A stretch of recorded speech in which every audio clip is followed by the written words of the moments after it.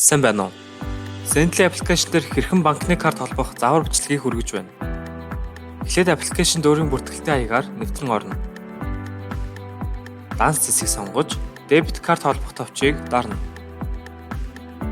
Нэгдүгээр хэсэгт картын дугаар, хоёрдугаар хэсэгт картын хүчинтэй хугацаа, гуравдугаар хэсэгт CVV код буюу картын ардталд байрлах 3-аас 4 ордоо тоог оруулж continue товчийг дарснаар таны карт амжилттай холбогдох болно. Та дебет картаа холбохдоо төлбөрийн картын мэдээллийн аюулгүй байдлын олон улсын PCI DSS стандартыг хангасан Tapa Pay системийг ашиглаж байгаа учраас танд айх аюул байхгүй. Та банкны картаараа хүлгээ хийснээр таны шилжүүлэг амралтын өдрийг харгалзалгүй 10 минутанд хүлээн авахчийн дансанд орох болно.